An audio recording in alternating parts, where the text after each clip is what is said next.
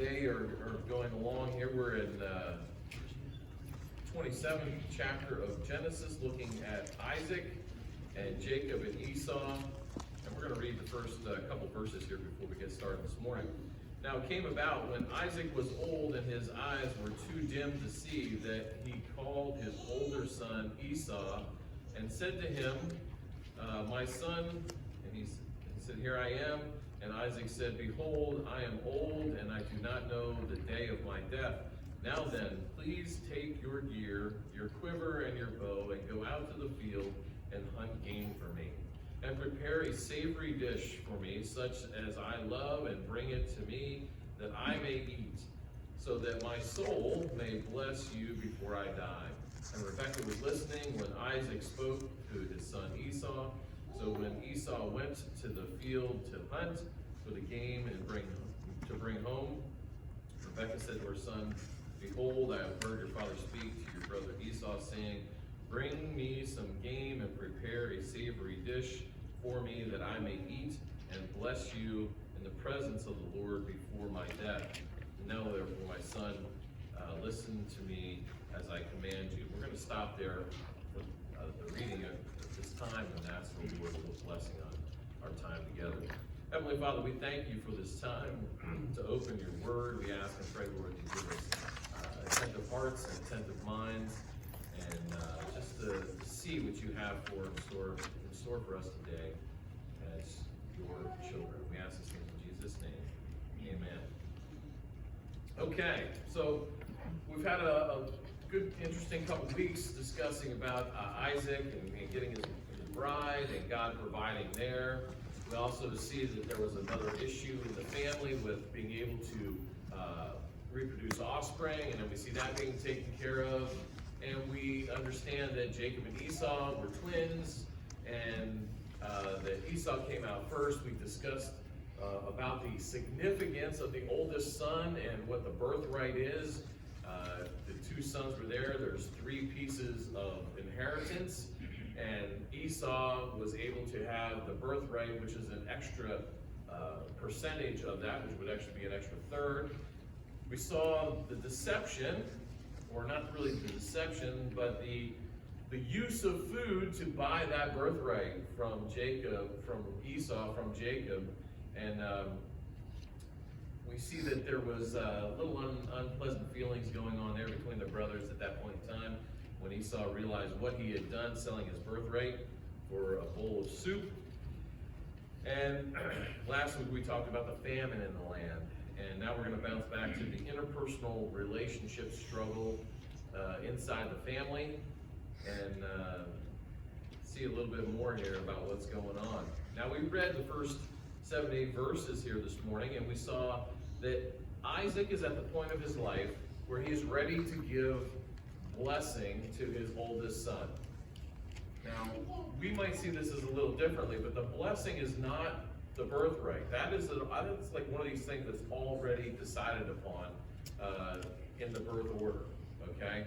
But the blessing is something extra. It's something special, where the father is going to, in some cases, they might not just give a blessing, but they might give a curse upon one of their children. But he's getting ready to bless Esau, and he says, go out into the field and get me some wild game. So he does that, but Rebekah, Isaac's wife, is listening. And we already talked about this a couple weeks ago, that these parents obviously had favorites. We also talked about how it's not good to have favorites as parents, even though there are certain times of emotional ties that we might have, bonds with one child or another, and we might have with our own parents, that just naturally happens. But you see this, and you see that she is hearing these words, and she wants everything that she can get for Jacob. She wants that blessing for Jacob. So they hatch this little scheme, or I shouldn't say they, she hatches the scheme, and Jacob follows along because she's very influential in his life. So we see the fact that Jacob calls Esau in. He knows that his days are short. A lot of times the blessing would be given on your deathbed. but obviously Isaac knows that it's not long, and he doesn't want to wait to not give the blessing, because that's important. Okay, if you're failing and you can't give the blessing, you're missing that. So we see that he calls him in. He asks him to go out, take his bow and his quiver, and to get some game and to make him a nice meal. And when Rebecca hears this, she goes to Jacob and she says, we got to take care of this problem here, because he's going to get the blessing. You may have the birthright, but he's going to give the blessing to Esau. Right now, that doesn't mean a whole lot to us, but as we read down through here and we find out what the blessing is, it's going to mean something. It's going to mean something.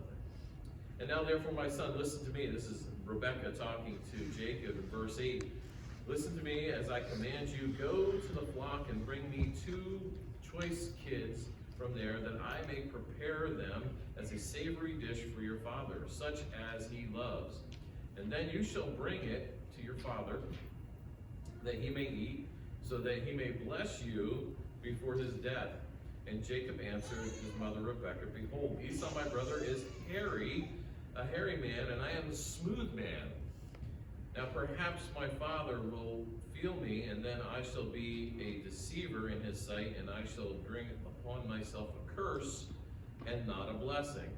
But his mother said to him, your curse be on me, my son, only obey my voice, and go get them for me. So he went and got them, and brought them to his mother, and the mother made a savory food for the father, as his father loved. We're going to look at a couple things here real quick before we move on that are important to this part of the story. Number one, we had talked about this back a couple weeks ago when we introduced ourselves to Jacob and Esau. We mentioned that Esau was this furry little kid when he was born, and Jacob wasn't. Jacob was holding on to his heel, though, and that was part of his name. So there's obviously a distinction between these two brothers. There's a genetic difference, and it's very pronounced in his appearance and his feel and his touch. And when you're going to get a blessing from your father, the patriarch of the family, part of that would be holding your hand, touching your arms. A lot of times they would hold a hand and put their hand around the back of your neck. And we're going to see how this plays out later on. Now, in verse 12, we see the youth, or the child, he's not really youthful, but the son asking his mother, why do I want to do this? Because I may bring a curse upon me. You know, I'm smooth, he's hairy. That's not that far gone. He's going to understand that I'm not Esau. It's going to be pretty interesting. You know, if you ever had touching a furry thing, like we were dealing with Dusty yesterday, petting him down before we had to, do what we had to do. He was furry. There's definite difference between something that is hairy and something that's not. And it doesn't take much for you to realize the difference. So we see this, and he asks his mom, he says, I may bring a curse upon myself trying to do this. And she says something very interesting. She said, your curse be upon me, my son. Only obey my voice and go get them for me. Now, technically speaking, if a curse is given, you can't transfer that curse, as we're talking about here in biblical times. That is something from that is voice that's upon you, but what she is saying is, I will take the penalty for that curse. I'm assuming that penalty upon myself. So he goes and does this. And there's something else. It may seem kind of small in this story, but 2 times already we've seen the mention of a savory meal. So as somebody who enjoys to eat, I'm going to say a savory meal is very biblical, and it's a good thing for us. And I enjoy it, as you know. But we see this here, but there's a difference, because culturally speaking, now we know that Abraham started out with flocks of sheep and goats, and we talked last week about how his wealth grew 10-fold, 100-fold, and so they have a lot of animals. But if you have a lot of people that are working for you, and you have a lot of family, extended family, that are living in your tribal type atmosphere that you're in, it doesn't take long. If you're cutting a couple head out a day of animals to feed them, they can't reproduce as fast as you could eat them for your needs of food. So typically speaking, even though the Bedouins type atmosphere that they're living in here, you're going to have a hard time. You're going to have a very hard time to sustain that. So they would have a lot of bland, meatless meals throughout the time. So when you had something like Isaac is asking for him to go out and get some wild game for him. He wants something different. He wants a savory, tasty, something that is out of the norm of their mundane, monotonous type meal that they might have. Couple other things we look at here also. We understand that Jacob is a good cook. Going back to the time when he was making that soup and purchased his brother's birthright with the bowl of lentils, that men and women would cook. It's not one of those things where just a woman would do the cooking. There are many cases where men were good cooks, so that's a great and wonderful thing to understand.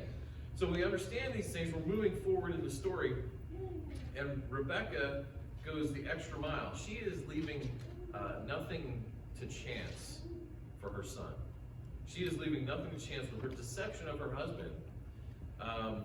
She took the best garments that Esau, her elder son, which were with her in her house, and put them on Jacob, her son, and put the skins of the kids on his hands, on the smooth part of his neck.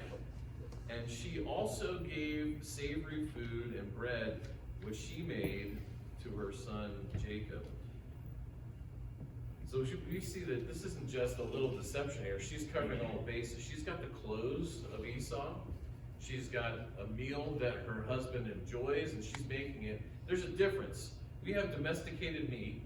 Some of us that like to hunt and fish and like to have wild game, there is a definite difference between domesticated meat and things that grow up in the wild.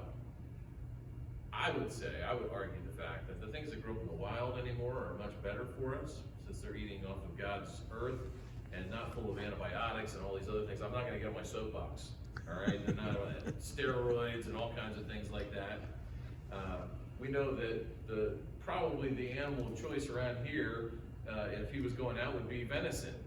And we also understand that those animals eat really well. If you have any flowers or shrubs or little trees that they like to eat, you might as well forget about it, because they're eating good on your neighborhood. And so we understand there's a difference in taste. There's a difference in taste. But she made this taste so good that Isaac is not even going to see the difference. He's not going to notice the difference, because she's got the flavor popping out of here. She's like one of these celebrity chefs going on with her abilities to cook for her husband. She knows exactly what he likes. So it moves along. We see every aspect of this to the point where they're taking the skins of the animal and putting it on the back of his hands and the back of his arms and the back of his neck. Remember, I told you how they would hold their hands, hold their arms, and put their hand on the back of their neck to give this blessing. I just keep thinking about this. Esau must have been really hairy. If you're going to feel like the skin of a goat, I mean, this guy must have really been covered, because there's a real difference there between a human being and the feel of a goat skin. And so this individual Rebecca is not leaving anything to chance. And she gives the food to Jacob, and now we see the interaction going on here. And Jacob said to his father, "I am Esau, your firstborn. I have done as you told me. Get up, please, sit and eat my game, that you may bless me." And Isaac said to his son, "How is it that you have it so quickly, my son?" And he said, "Because the Lord your God caused it to happen to me." So we see already the first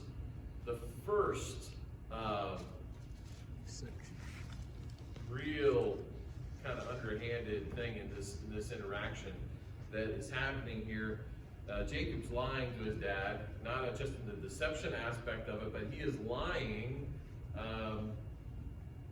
and saying, I am Esau. I am Esau. And you see a little bit of hesitation on Isaac's behalf, okay? Because he's saying, how did you get this so fast? Now, if Esau was hunting deer here in Monroe County, it wouldn't take long. I almost had one on my way to church this morning, and Amy, I guess, knows this deer by name, because she said, it doesn't matter if you blow your horn or blink your lights at him. He doesn't move. So, I think we have to get those brush guards on the front of our Explorer, we'll give him a nudge maybe. But it wouldn't take long to go out with your bow and get a nice piece of venison and bring it. But you have to remember, they're outside, they're in the wilderness. They're not the only people living around them. There's other civilizations. So it takes a while. Remember, back when Esau sold his birthright, he had been out for days to the point where he was hungered, he was near starvation, and Jacob seized that moment, says, hey, you like this? It smells good. I'll take your birthright if you want this bowl of lentils, right? So Isaac's like, I don't know, this is really quick. And you see Jacob's quick thinking here in a negative way, saying, oh, but the Lord your God has been good to me, basically, and blessed me with this. And we see what's going to take place here. Isaac said to his son, how is it that you have so quickly? And he said, because the Lord your God caused it to happen to me. And Isaac said to Jacob, please come close, that I may feel you, my son, whether you are really my son Esau or not. So Jacob came close to Isaac, his father, and felt him and said, the voice is the voice of Jacob, but the hands are the hands of Esau. So we understand what the trigger was for Isaac to be a little concerned. Now, I don't know about all of you, but I understand that as I'm getting older, my eyesight's getting a little worse. And I'm reminded that sometimes around my house that my hearing might be getting a little bad. That's what happens when you run a lot of machinery and use a lot of loud tools. You lose your hearing. And it's starting to go a little bit. So this gentleman's at the end of his life, and he's obviously experiencing the dimness of his eyes, which was mentioned previously, and probably a little bit of hard of hearing. But he understands that it's the voice of Jacob. Voice of Jacob, but the hands of Esau. So they passed test number 1 with the skins on the back of their hand and the back of his arm and everything. And he said, bring to me and I will eat of the son's game and I may bless you. And I brought to him, his Abel also brought him wine that he drank. And his father Isaac said to him, please come and kiss me, my son. And so he came close to him and he smelled the garments, and blessed him, and said, see, the smell of my son is like the smell of the field, which the Lord has blessed. Now may God give you the dew of the heaven, and the fatness of the earth, and the abundance of grain, and the new wine. May people serve you, may nations bow down to you, may you be the master of your brothers, and may your mother's sons bow down to you. Cursed be who curses you, and blessed be those who bless you. And now it came about that as soon as Isaac finished blessing Jacob, and Jacob had hardly gone out from the presence of Isaac, his father, that Esau, his brother, came in from hunting. Wow. Let's think about this there real quick. Number 1, the garments. Rebecca knew what she was doing. Rebecca was a smart, and I would say a deceptive lady, because those garments smelled like Esau. If we wear something, if we remember, this is not the age of laundry in your household. You give off a certain smell, a certain odor, and trust me, you can tell that over the course of time. If you're not washing clothes on a regular basis, and it smelled like Esau. Rebecca was so on this game of getting the blessing for Jacob. She had everything down to a T. Perfection. What we see here in verse 30 is just about the time that Jacob is leaving, Esau is coming. So really, it's interesting to the fact that God was good to Esau and got the game so quickly, and came back, and we see this transitioning going on here. Excuse me, in verse 31, and they also made savory food and brought it to his father, and said to his father, "Let my father arise and eat the son's game, that you may bless me." And Isaac the father said to him, "Who are you?" And he said, "I am your son Esau." And Isaac trembled violently. It was Isaac's voice. He realized it, and he realized what he had just done. He trembled violently. Now, we don't know if that's out of sadness or anger or whatever, but he continues on. And he said, who was then that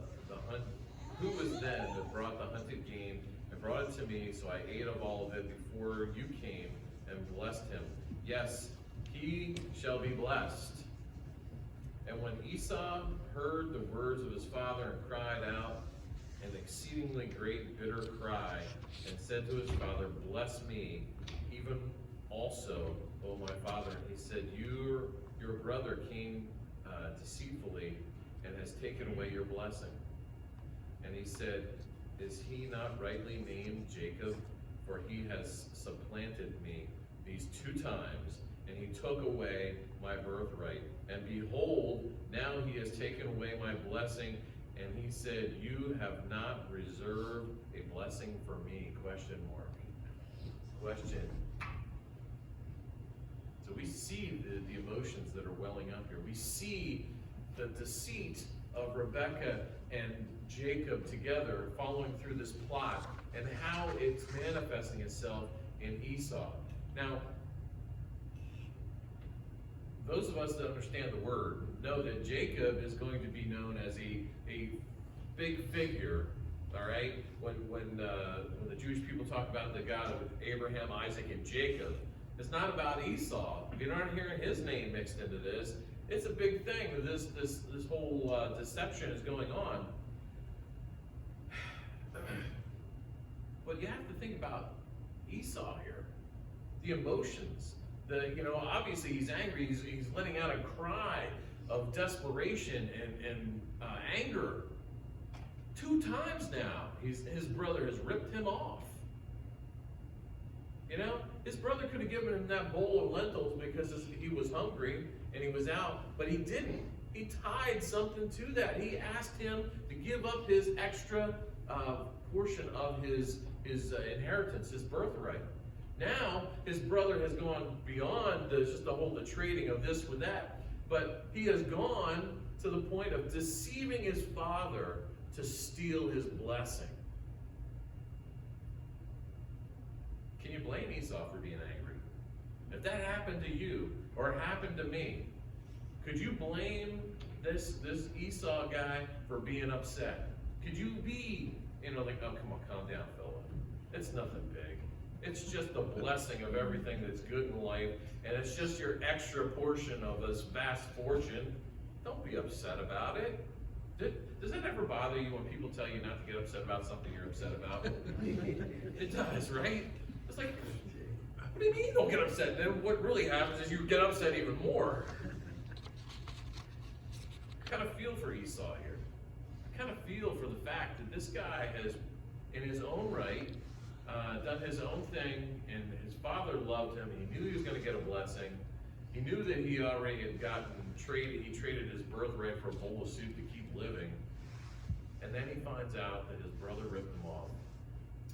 Can you imagine the way you might feel about your brother at this time? Your sister, whoever it might be, fill in the blank. I can imagine that you and I know how I would feel, and I'm going to be honest. I would exactly what he's going to say here is exactly how I would probably feel. Honest truth. You're not happy. You already probably dislike your brother a lot for stealing your birthright. So let's see what he has to say here as he goes down through. And he trembled violently. It was good down in verse 3-4. Esau heard the words of his father and cried exceedingly great even me also, O my father. And he said, your brother came and deceitfully and taken away your blessing. And he said, is he not rightly named Jacob? For he supplanted me in this day and times, and he took away my birthright. Have you not reserved a blessing for me? We'll come back to that here real quick. But Isaac answered and said to Esau, behold, I have made him your master, and all your relatives I have given to him as servants in the grain. With the new wine I have sustained him. Now as for you, what can I do, my son? And Esau said to his father, do you have only one blessing, my father? Bless me even also, O my father. So Esau lifted his voice and wept. See, we talked about this a little bit previously. It was a big deal. You didn't give your word in this culture and back away from it and say, oh, well, it was because it was deception. I'm going to just, no, it was spoken and it was law. It was what it was. And you see the remorse in Isaac about this, right? Where you say, I made him you're going to serve him. Every one of your descendants, he's your master. That's what I blessed him. And Esau is grasping at straws, and you see his anxiety level here raising. And he said, but don't you just have one blessing? Can't you bless me with something? Now listen to the second blessing. This is all that Isaac had that he had left to do. And it's not much. And Isaac, his father answered and said to him, behold, away from the fertility of the earth shall your dwelling be, away from the dew of the heaven from above, and your sword, by your sword you shall live, and your brother you shall serve. But it shall come about when you become restless, that you shall break the yoke from your neck. That's it. You get to go when the land is no good. You get to work hard. You're going to have to live your life by fighting other people's in a violent fashion, taking your life in your own hands every day, and then someday you'll be free. Wow, that's a real great blessing. Now you really understand what's fueling what Esau is feeling here. That's it? You gotta be kidding me. So Esau bore a grudge against Jacob, no doubt. And because of the blessing with which his father blessed him, and Esau said to himself, the days of mourning for my father are near, and then I will kill my brother. You can't really fault the guy for feeling this way. You know, in the heat of the moment, in the emotions of it all. Don't we really say some really hard things sometimes when we're emotional? That's why it's really not good to make life-altering decisions when we're in an emotional state. He is basically saying, I'm going to kill my brother for ripping me off as soon as Dad's dead. As soon as Dad is gone, because I know this is going to upset Dad. But he's out of here. We're going to cover just a little bit more here real quick, and then we're going to hit a few things in the last couple minutes. And therefore, my son, obey my voice, arise. Oh, no, I'm going to skip that, I'm sorry. Now when these words of the elder son of Esau were reported to Rebekah, she called the younger son Jacob and said to him, behold, your brother Esau is counseling himself concerning you, and consoling himself concerning you, and planning to kill you. You had to think this was coming. I mean, really, if you're Jacob, your brother's the biggest, baddest dude of the two of you, and you're ripping him off for the second time, and you don't think he's going to kill you? This isn't going through your mind at all? Maybe you didn't process it. Maybe he's not that smart. And therefore, my son, obey my voice and rise to Haran to my brother Laban, and stay with him for a few days until your brother's fury subsides. I don't know about you, but if I've been wronged this bad by my brother, a few days is not going to cut it. It's going to take a while for me to feel a little better about him. And until your brother's anger against you subsides and he forgets what you did to him. I kind of laugh when I read this every time. How do you forget something like this? We're called to forgive. And we're called to forget. But let's be realistic, folks. How do you forget your brother stabbed you in the back like this twice? That's rough. So I'm kind of laughing at her words because it's kind of silly. But what should I do? Why should I be bereaved of both of you in one day? And Rebekah said to Isaac, I am tired of living because the daughters have this.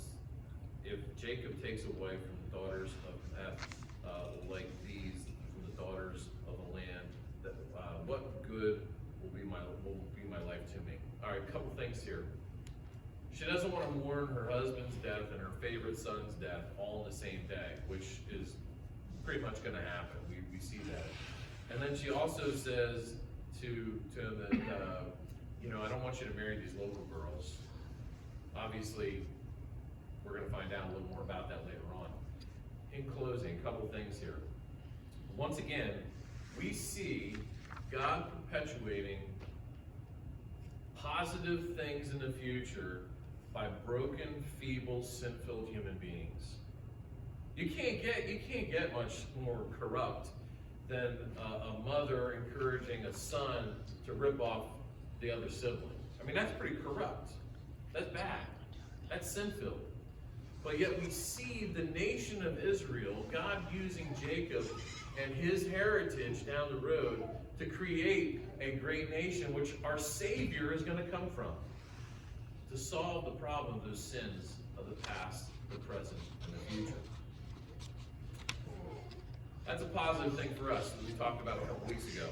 We also need to understand that there are going to be times that we are dealing with things, that we are dealing with situations, that our emotions are going to be at hot point levels.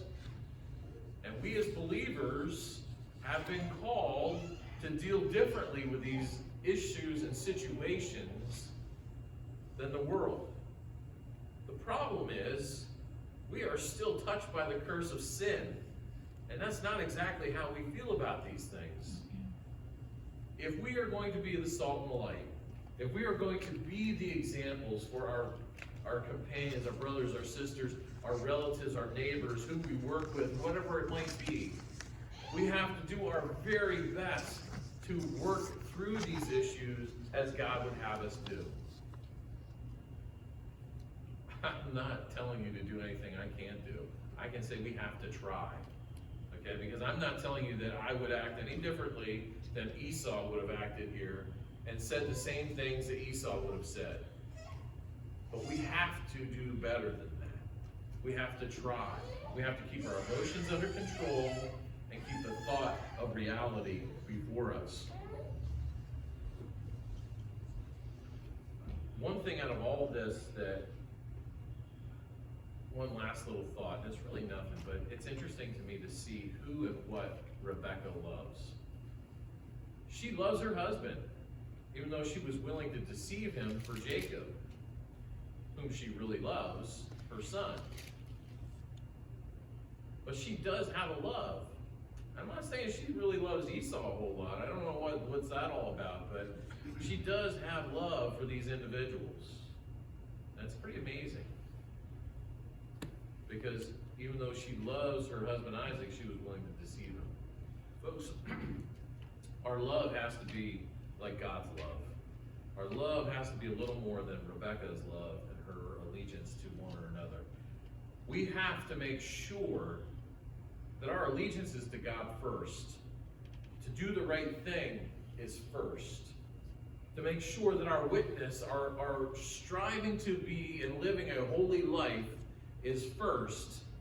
Our human wants, needs, and desires have to come secondary. Easy to say, not easy to do. So we've got a lot of thinking. I don't think anybody's going to have a moment in their lives that they're not going to have to put themselves into a situation like this, where the emotions are raw, there's anger there to the point that you might want to, do something that you shouldn't ought to do. But we can't. As believers, we can't let ourselves go down that road. We may harbor these feelings for a while. We may have a struggle learning to forgive. We may have some bitterness in our lives, but we have to continue to strive to work them out. I'd be lying to you if I said to you, hey, I'm perfect with all my relationships. I'm perfect with everything I feel about people. There's nobody that's done me wrong that I haven't forgiven 100%, because I'm lying to you if I say that. I've got people that have done me wrong in ministry. I've got people that have done me wrong in personal relationships. And yes, there are some that I have come to the point that I have forgiven them 100%. And it doesn't bother me anymore. But there are some that I deal with on a daily basis. Sometimes that thought pops in my head. It's going to happen. But am I approaching it with the aspect of continuing to make these feelings get worse? Or am I chastising myself about these things and saying, you know what, that's not the right way to feel about this, no matter if you're right in the situation or not? You got to work with it. We all have to do that. Boy, oh boy, that's a tough one. It is really tough. Really, really tough.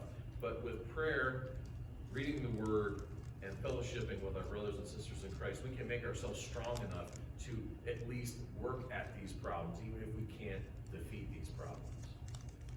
Thank God for that. Praise God for that. Let's pray.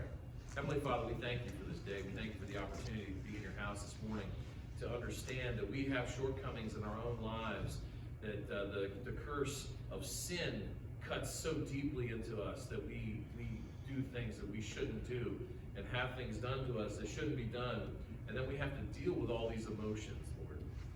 We ask and pray today that you will help us to be strong in you. Help our example to be seen as one that is absolutely out of the norm.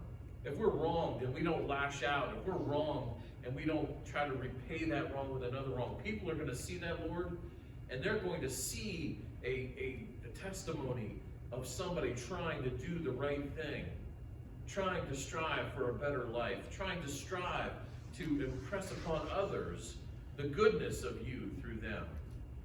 We ask and pray, Lord, today that you will just guide and bless and direct us as feeble, broken human beings that are supported by you. We thank you for coming and touching our hearts, bringing us to you and saving us. We thank you for eternal grace, love, and mercy. We ask these things in Jesus' name. Amen. All right.